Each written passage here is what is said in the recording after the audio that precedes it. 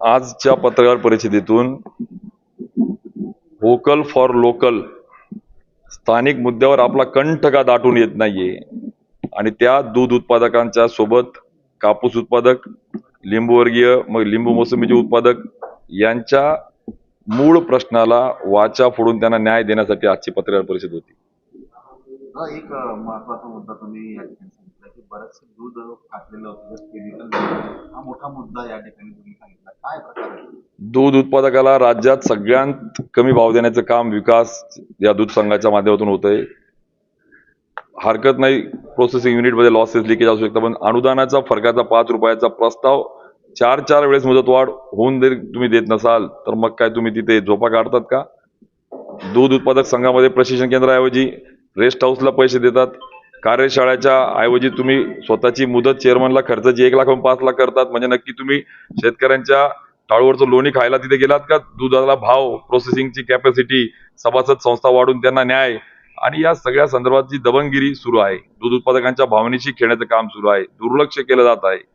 कोणत्या साईलमध्ये किती लिटर दूध, किती लाख लिटर दूध नाचलं, ते कसं कॉस्टिक टाकलं, किती लिटर टाकलं, त्याचं काय विल्हेवाट केली, याची उत्तरं द्या. त्यामुळे मला असं वाटतं की दूध संघासोबत, दुधासोबत लिंबूवर्गीय तेच, बस जर विदर्भातल्या संत्र्याची फळगळ होत असेल तर त्याला अनुदान, मात्र लिंबूला आणि मोसंबीला नाही. दुसऱ्या बाजूला कापसाचं तेच, जर भात उत्पादक शेतकऱ्याला जर अनुदान देत असाल प्रोत्साहनपर 375 रुपये प्रमाणे 15,000 पर्यंत, कापूस उत्पादकाला का नाही? त्यामुळे लिंबूवर्गीय फळांचं संशोधन केंद्र नाही, सायट्रस इस्टेट नाही. मी जेव्हा बोलतो की अरे एखादी मुका माणूस जरी त्या बैठकीत राहिला असता 10-10, 8-8 वर्ष कॅबिनेटच्या, तरी तो बोलला असता अरे मला पण सायट्रस इस्टेट हवी माझ्या जिल्ह्यासाठी, माझ्या खानदेशासाठी. आणि म्हणून देशाच्या सोबत या खानदेशाच्या लढाईत व्होकल फॉर लोकल या मुद्द्याला घेऊन गिरीश महाजनांनी उत्तर द्यावं ही अपेक्षा त्या ठिकाणी आहे. त्यांचं पुण्य संपलेलं असतं ते भाजप सोडून दादा पुण्याचा हिशोब करण्याचा यांना अधिकार कधी दिला? हे कधी जाऊन आले वर? त्यामुळे मला वाटतं पुण्याचा पापाचा हिशोब लोक करतील, मतदान करेल, जनता करेल, शून्य शेतकरी करेल, तरुण शेतकरी करेल, मातृशक्ती करेल.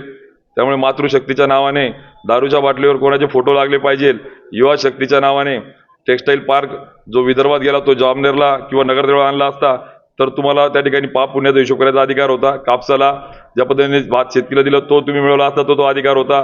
दुधाचा बोनस मिळून दिला असता तर तो तुम्हाला अधिकार होता. एका बाजूला खाजगी संस्था 98% शेतकऱ्यांना बोनस देतात, जो फरक मिळून देतात. राज्यात 111 कोटीचा बोनस देऊन 90 कोटी शिल्लक असताना प्रस्ताव देखील तुम्ही देत नाही, तर तुम्हाला मला वाटतं पाप पुण्याचा हिशोब करण्याचा अधिकार नाही. तुमचं उलट पापाचा गडा भरलाय. त्याला न्याय देता येईल का, ते पुण्य कमवता येईल का, तो तुमच्या हातामध्ये आहे. कारण की तुम्ही मंत्री आहात, तुम्ही उत्तरदायित्व आहात, तुम्ही संघ ताब्यात घेतला, तुम्ही बँक ताब्यात घेतली, त्यामुळे ते उत्तर अपेक्षित आहे.